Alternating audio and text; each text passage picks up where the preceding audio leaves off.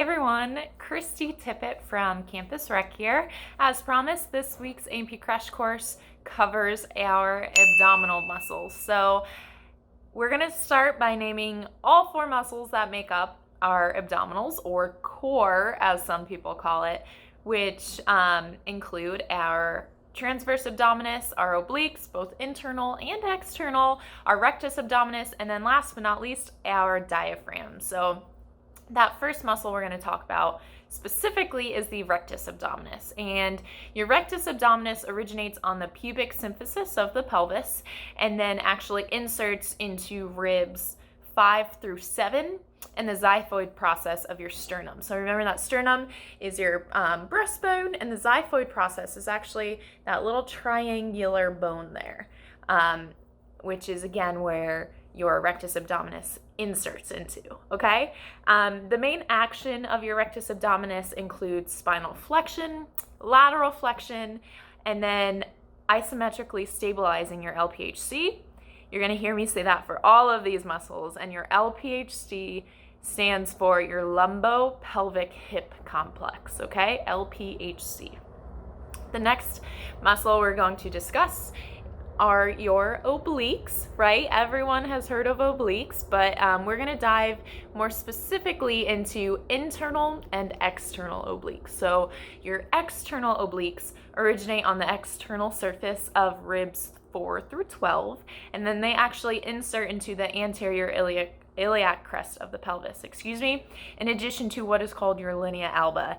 And your linea alba is actually that center line that goes right down the middle of your abs. So a lot of times you'll see this with bodybuilders, right? And I know I always reference bodybuilders, but it is because they look like the muscled man that you see in anatomy books walking in person alive. It's just truly amazing. My mind is blown by bodybuilding just because of the muscles that you see and see them in action as they're working. So it's really cool. Getting back to this A&P crash course, your internal obliques originate on the anterior 2/3 of the iliac crest, in addition to your thoracolumbar fascia, okay? And then your internal obliques actually insert into ribs 9 through 12, and then once again, that linea alba, so that center line through your abs. And the main action of your external obliques includes spinal flexion, lateral flexion, and contralateral rotation. Whereas your internal obliques, they have that spinal flexion, lateral flexion as well, but the difference here is the ipsilateral flexion, okay? And then the next muscle we're gonna cover is our transverse abdominis, which originates ribs 7 through 12, and then once again, the anterior 2/3 of that iliac crest, in addition to the thoracolumbar fascia. And then your transverse abdominis actually inserts into the linea alba and the contralateral rectus sheaths.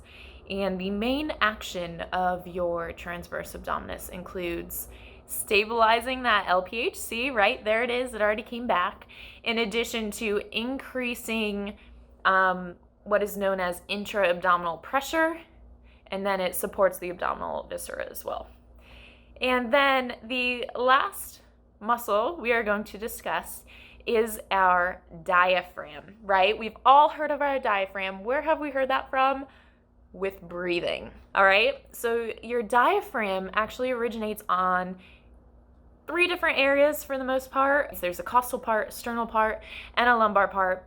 There are more specific kind of areas within that, but I don't want to dive too much into that because that will take up quite a bit of time. And then it inserts into the central tendon. The action of the diaphragm includes pulling the central tendon inferiorly, so remember pulling it down, in addition to increasing volume in the thoracic cavity, and then, as you can imagine, it stabilizes the LPHC complex. But what I want to focus on with the main action of the diaphragm is our breath and our breathing. So when we take a breath in, this is our diaphragm, right? So it almost looks like a chute, or you know when you're catching something, or you're in elementary school and you have that big rainbow kind of chute that you pop up and everyone runs inside and then you sit on the edge. I don't know if they do that anymore, but we used to do it when I was in elementary school. It reminds me of that, okay? So imagine you have this sheet in the middle of your midsection of muscle, okay? And as you inhale, what happens? It actually comes down, so you take that breath in, and as you exhale, it actually shoots up so you're able to push that breath out, okay? So your diaphragm assists with breath as well, which is really, really cool. As I do each week, I have to mention that mind-muscle connection, right? Especially with your abs. I say especially with whatever muscle group I'm talking about that week, but the importance of it with your abs is because it is so easy for other muscles or tendons to actually take over while you're doing abdominal exercises.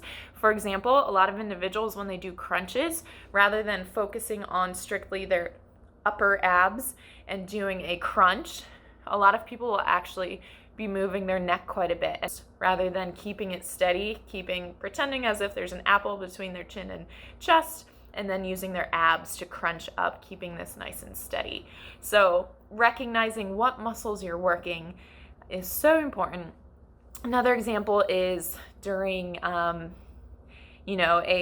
bicycle or anything where you're lifting your legs up and down, like leg lifts, right?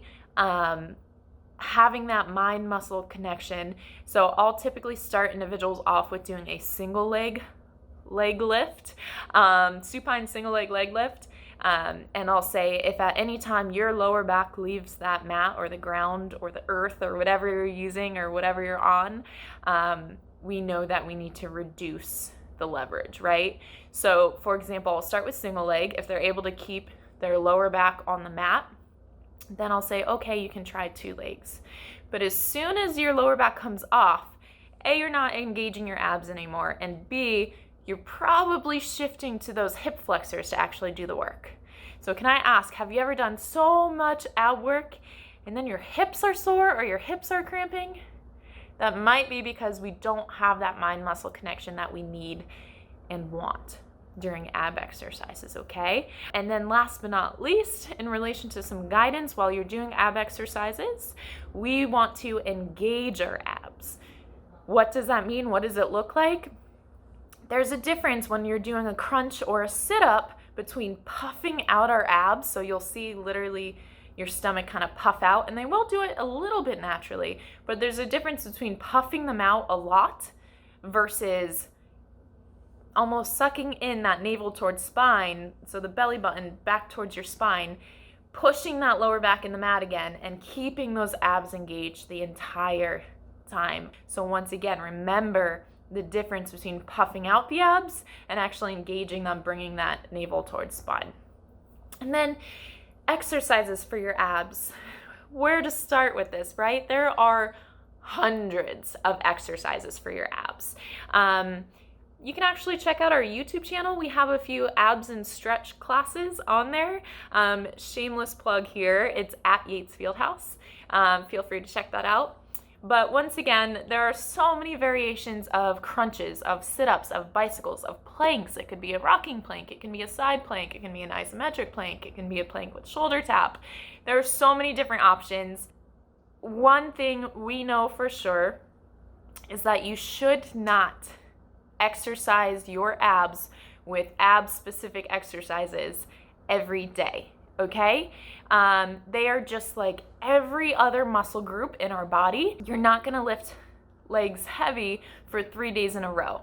So I have to bring the question forth, why would we exercise our abs 3 days in a row, right? They're just like any other muscle group and they need time to recover. The good news is that we do actually utilize our abs in everyday activities in addition to many of the other exercises that we do. So they are, as we mentioned, stabilizing our LPHC complex. So as we do squats, right, we should be engaging our abs to protect our lower back.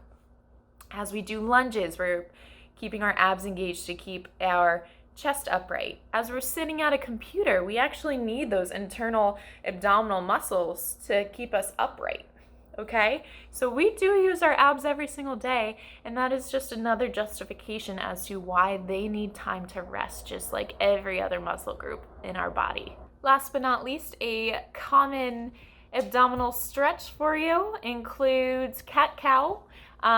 This is wonderful because you're dropping that navel or belly button down towards the ground and really feeling the expansion of your diaphragm or belly, okay? And then another one is cobra. So you're in a prone position face down on the mat, and then you're extending, lifting those shoulders up towards the ceiling or the sky, and once again feeling that nice stretch along your abdominal muscles. So that is all I have for this week. Once again, my name is Christie Tippett from Campus Rec. I hope you enjoyed, and remember to let us know if there's anything you would like us to cover in an upcoming A&P crash course. Thank you guys, and I will see you next time.